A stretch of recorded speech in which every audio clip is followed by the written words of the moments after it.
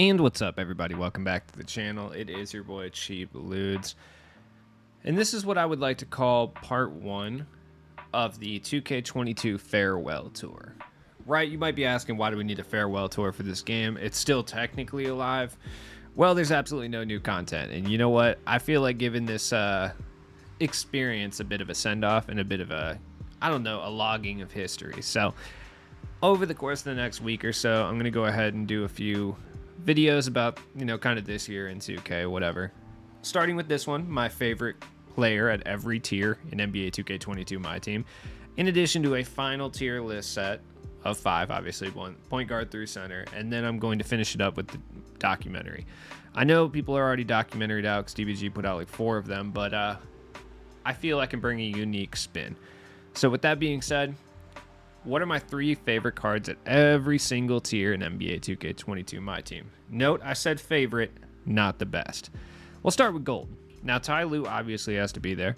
Ty Lue won me so many triple threat offline games, and he's still one of the best triple threat offline guys, period, because you match up with basically dusty golds every single time, so it gives you a really unfair advantage. Other than that, he's just a pretty fun card. I was thinking about just putting a bunch of Hoffs on him just for fun, Number 2 was a toss-up. Like, I do really like Boo Knight, but I think it has to be Jakar Sampson. Jakar Sampson held it down so much this year. Just all over the place. Limited, triple threat offline. I think I even used him in unlimited for no reason once. Jakar Sampson, fire. Now, Dennis Smith Jr. is definitely up here as well, but obviously you guys know who it is. Like, it can't be anyone else but Grant Williams. Grant Williams was I played 155 games with him, which doesn't sound like a lot compared to other people who probably have like 800, but for me, that's a lot. I didn't play a lot of triple threat offline.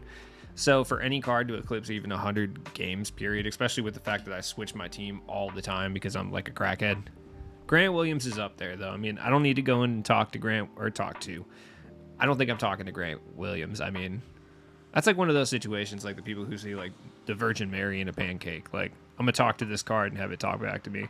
You need to institutionalize me at that point, but Grant Williams is fire, man. Obviously, we all know. Moving on to Emerald tier. Honestly, surprise, one of my favorite cards is Antoine Walker. Like, this was Grant Williams before Grant Williams. Like, this was a limited warm-up card, and this is exactly what Grant Williams brought to the squad before you ever got Grant Williams. Grant was obviously a better version of this for sure, but Antoine Walker was like the triple threat offline GOAT for a little bit if you had him. Him, Jakar Sampson, and then run a random point guard, and you were good money. I'm not even kidding. He can do everything that Grant Williams can do, just a lot worse, Kurt Rambis, I wish if he could shoot, he'd be up here for sure. For sure. Now, Lonzo Ball is up here as well. I put gold range on my Lonzo Ball, and I would run him in limited constantly. Lonzo's fire. That's my guy, but there's nothing really too crazy to say here, but Lonzo is heat. And then Darren Collison. This was the early game beast. If you played 2K22 at the very beginning, Darren Collison was there for you. He held your hand through the early game. He did. 84 three-pointer with a decent jumper that was relatively fast on normal, 86 ball handle, like 85 speed, which was pretty decent at that time, especially for the very first reward card that you could get. He had Chef on silver, quick first step on silver. Like, this card was significantly better than he should have been at this point of the game. No kidding. Next up would be Sapphire. Now, Dorian Finney-Smith for sure has to be there. Like, he held it down in limited. I mean, attributes were nice. He's just a very overall good card. So Sapphire tier is where it gets a little iffy because there's a lot of good cards here, right? Like the Gnosis, even Robert Covington could get some consideration here. Jonathan Isaac has to be there as well. I mean, people were running Jonathan Isaac in their main squad for a little bit, which is wild to think about. And I did use him a lot this year, so I would say he's probably there as well. So, I don't think he's the greatest card in the world, but he definitely deserves to be here. I actually ran this Robert Horry and Brian Russell quite a bit. Why do I always say Robert Harry? I don't know why I do this to myself. Probably because I haven't recorded an actual video in like a week. It's like hard for me to talk. Now, Michael Porter Jr. was close. I almost put Michael Porter Jr. here. I also almost considered putting Dylan Windler in this spot, but I think this spot has to go to one person and one person only, and that is Seth Curry. Just like Collison, early game monster. 87 mid-range, 88 three-pointer, 86 ball handle. He ran my bench point guard for a while. Like, for a while, especially in limited, I would use him constantly. Seth Curry was so heat. Now, here's where things get tricky. We're up to the Ruby tier now. Now, there's a lot of cards that could be considered here. I used a lot of Ruby cards this year. We're going to get a couple out of the way. Like, I'm not putting Marcus Smart in here because I never liked Marcus Smart as much as everyone else did. I have to say, this one's kind of tough, but PJ Tucker's out here. I use PJ Tucker a lot, and this card was so much fun to use. I feel like not a lot of people talk about this card, probably because he's a 6'5" power forward, which wasn't ideal. If he could play small forward, I feel like people would have talked about him a little bit more. But PJ Tucker, no joke, one of my favorite cards this entire year. It's crazy. I would have never expected that had you asked me at the very beginning. Jalen Smith has to be up here. This is my limited god right here. 6'10", stretch, big. Used to play excellent defense, would knock down the three, had a good jump shot. Everything was looking nice for him. There's nothing really negative to say about him. Like, Dante's good. A lot of these rubies are good. They are. I mean, obviously, Sabonis is kind of on everybody's favorite rubies, so I'm going to go ahead and skip over Sabonis here. Yes, he was excellent. Yes, I played a cajillion games with him. Yes, I gave him badges. Like, obviously, he's heat. But if you guys know anything about me or my channel, you know exactly who's coming up, if I can find him. I gotta find him first. Mike Muscala, dude. I don't know where Mike Muscala is. I seemingly cannot find Mike Muscala, but Mike Muscala is my third favorite Ruby card. You know, Big Moose was out here this year, especially when they finally changed his jump shot from set shot 4 to jump shot 4. Phenomenal. Mike Muscala was cooking out here. I can't seem to find him anywhere right now, but I know he's here. And you know where he is for sure? In my heart. 100%. Next up, Amethyst. I feel like Amethyst cards were kind of whack this year. You know what I mean? I feel like they weren't really as good as they have been the past couple years. Like, I can tell you a bunch of really overpowered Amethyst from 2K20, 2K21. I just feel like the Amethyst tier was really kind of underwhelming this year. Like, there's definitely some good cards for sure. But I just feel like I don't have the same kind of hype for some of the Amethyst cards that I have in the past. Right off the bat, Signature Series, Bobby Portis. That's my boy. Bobby Portis has been solid this year, so I have to put him up there. I have no ill words to say about young Porty over here. Triple Threat Awards, Mike Conley. Surprisingly, this card was really, really good. This card really carried me. When I was playing Next Gen Clutch Time that very first season, Mike Conley was carrying my squad. He was my point guard, and I loved this card. I really don't hear a lot of people talk about him, but he's good. Other than that, I mean, the last one, I don't know. Like I said, the Amethysts are kind of whack this year. I'm going to have to go with Tis the Season Rex Chapman, because it's Rex Chapman, and I ran him super heavy for a while. Eddie Jones would be there too. I think those are both really solid options, but I mean, it's really personal preference, honestly. Serge Ibaka deserves some recognition too. I mean, he carried my center position for a while. Same with Glitched Rodman. I loved Glitched Rodman as well, but Rex Chapman. Diamond. Ooh.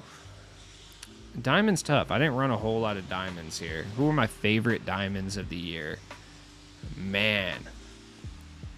Larry Sanders. I mean, I just like Larry Sanders. I wouldn't say he's my favorite diamond of the year, though. The diamond is tough. None of these late game diamonds, I would say, are considered. I'm going to say Steve Francis. Steve Francis was really tight. He was my point guard for a bit. I did really enjoy Steve Francis. I feel like everyone did. He was just altogether super, super fun. Looking at some other ones, yeah, I don't know. It's tough to say.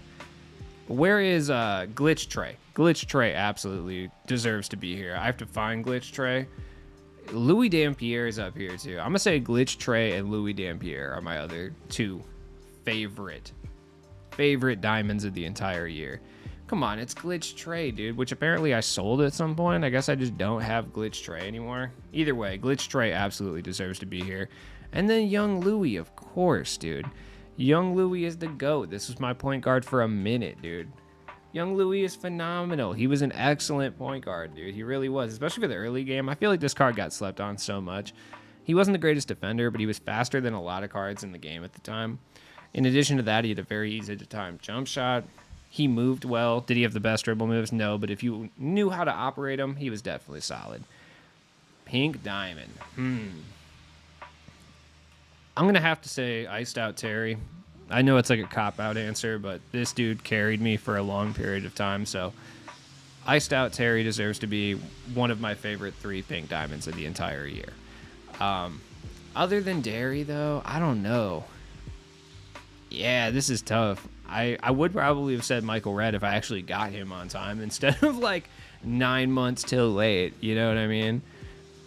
I wasn't really a big Danny Ferry guy. If I had gotten Bernard King or Jarrett Wallace at the time when they were relevant, I would probably say them, but I didn't. I know another cop-out answer would be to say Herbert Jones or like Rex Chapman, but I don't necessarily think that's the case. Same with Dolph Schayes. I didn't have him when he was dominant, so. Andre Karolinko, though. Andre Karolinko, for sure. I mean, I played 122 games with Karolinko. Like, I played a lot with this card. I feel like it'd be disrespectful to say he's not one of my favorite cards at the pink diamond tier. I have to. And then Rudy, of course. For sure. No question. Rudy's my other boy. I swapped Rudy's so many times. I had like 6 different Rudy's. Like, this one has 121 games played, and I'm not kidding. I swapped this Rudy like 4 or 5 times because I kept upgrading every single week. Every time like they would do a new pack drop, people flip their Rudies for less with like badge editions or like unlimited contracts, unlimited shoes. I would cop new Rudies. I don't know how I ended up with this 10 Hoff badge one. I swear I had one with like 18, but maybe I decided to swap out at some point. But Rudy deserves to be there. Honorable mention though, and I just feel like no one puts respect on this card. Pink Diamond Chris Mullin. Pink Diamond Chris Mullin ran shit for like a solid month. When the shooting guard position was at its absolute weakest, which was season 2, Chris Mullin was holding it the fuck down. For sure. Love Chris Mullin, dude. He's great. I feel like the Opal tier just got blasted through so fast this year. Like, I remember in 2K21, I feel like the Opal tier was only like power balancing wise, the cream of the crop for like 3 weeks. And I think the same thing happened this year. Like, I remember Opals coming out, and then all of a sudden it was like, snap your fingers, Dark Matters were out. Like, it was crazy. They didn't really blow through Opals as much as they blew through the 98 overall.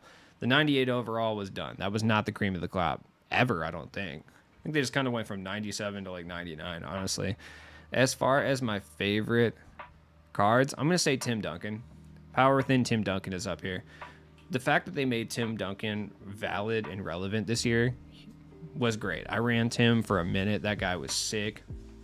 I want to say Larry Kanan, but I never really ran him all that often, as much as I love the card. I really do. But, I never really ran him enough to say that, yes, this is one of my favorite cards in the game. Same with, like, Matisse Thybulle and Poku. I just never really ran them like that. Let's see. Who still gets run is the question. Like, the Opal tier is hard because I just went kind of from Power Within Scotty, for sure. Once again, just like Tim Duncan, I mean, they made Scotty relevant again. I've used them for years, but I feel like within the community, they were never really relevant. So I would say Scotty deserves to be here. What's my third and final card? Third and final favorite Galaxy Opal. Honestly, I don't know if I have one. Like, I really don't. I don't have fond memories with a whole lot of these cards. I never really used any of them. I'm going to say Christian Laettner, though, just because we got a dope-ass Christian Laettner, and that's sick. And you guys know about me and Christian Laettner this year. If I had to say, like, from, like, a good standpoint, I would say, like, Larry Kanan, because I think Larry Kanan was phenomenal, or, like, Lamar Odom. But the reality, I didn't end up using those guys for that long. Then we'll go to Dark Matters. Now, I'm going to separate this into Dark Matters, Invincibles, and Endgames. So as far as regular Dark Matters, that's going to be tough. I'm going to say Boban for sure. Boban is one of my favorite cards in the game. I don't think it's even remotely close. Like, Boban was my guy all year. Like, I still use Boban. Like, I really do. I'm going to say Boban, Danny Granger for sure. Danny Granger was the man. And then who was my third? I might even say Mo Bamba because he held down my center position for so long. So did fan favorites Kristaps, though. Now I'm going to say token reward Oscar Robertson. Yeah, those are my 3 favorite Dark Matters. Now, as far as Invincibles go, I feel like the endgame ones just don't hold weight like that. As far as my 3 favorite Invincibles, I'm going to say Paul George, actually. I think it's just because I never really used Paul George cards, even back in like 2K21, because they're always so expensive. And I think with the end games, this Paul George became a little bit more affordable, and I got to use him. And I had a lot of fun with Paul George, so I'm gonna say Paul George for sure. Taco, I mean, that's my center, so obviously that makes sense. And I'm gonna say Scottie Pippen again, because why not? Scotty's my boy, so you know it is what it is.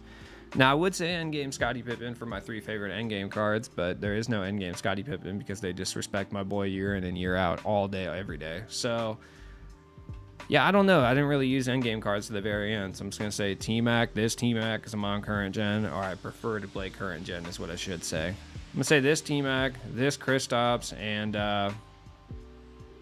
yeah, I really don't care about the final one. I'm going to say... I don't know, Scotty Barnes, sure, why not? Because he's the most affordable one. So I think, like, if I had to use one, I would use Scotty Barnes. So, anyways, thank you for taking this trip down memory lane with your boy Cheap Loots. Like I said, I'm going to do my final tier list. That should be interesting and not divisive in any way, shape, or form. I'm sure people will react normally to them. And catch you guys later. Peace.